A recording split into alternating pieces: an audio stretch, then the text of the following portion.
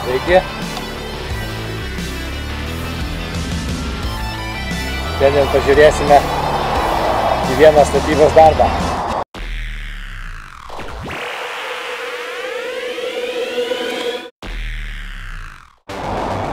Prieš 15 metų Spindžys įgijo redakciją, kurią mes įsirengėm. Nu, jau praėjus tiek metų, dabar galvojam, reikia per naują pastatyti. Dabar pasižiūrėsim, kas čia vyksta. O vyksta ardymo darbai.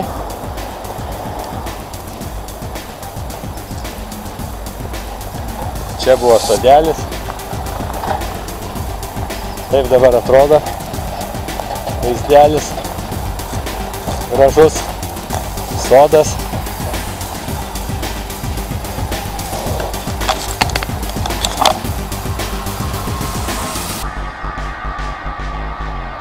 Redakcija dar tokia, kol kas, bet jau pradedam ardymo darbus.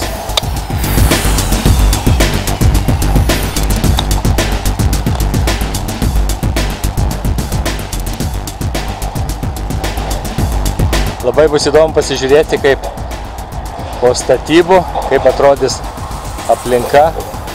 Štai reikia įamžinti dabar, kas čia atrodo.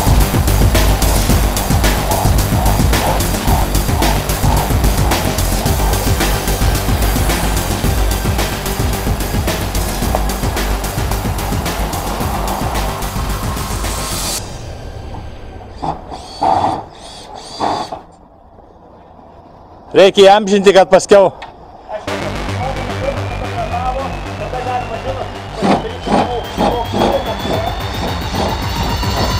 Čia va vyr statybininkas, va dar vienas vadovas, apžiūrės, kas čia darosi.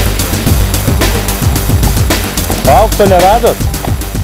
Nu, kaip pašnekėjom, galvom, o jeigu koks laikėlis čia kitą trokį, sakau, jau tada matytumėt, kad mes nestatome, čia važiuotų firmos rimtos. Tai čia jo, rimtos. Nesakau, jeigu rastumėt, jau tada galėtume patys nedirbti.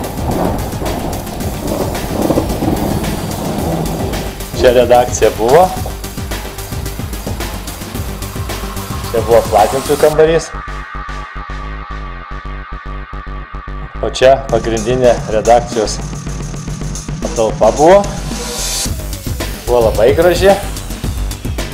Na, nežinau, dabar graži, bet dabar jau labai įdomi. Va.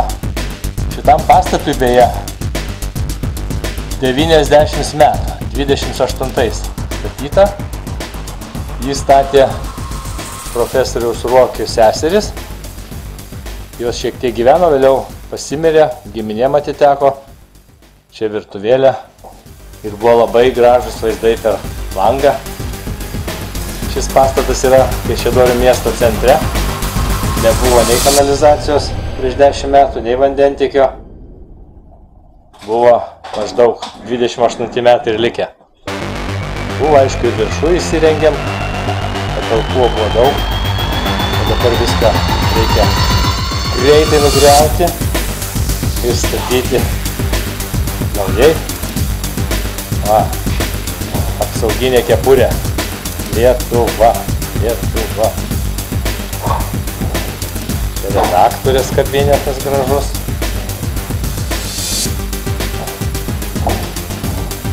Ir vaizdas Gedimino gatvė. Tai tiek šiandien.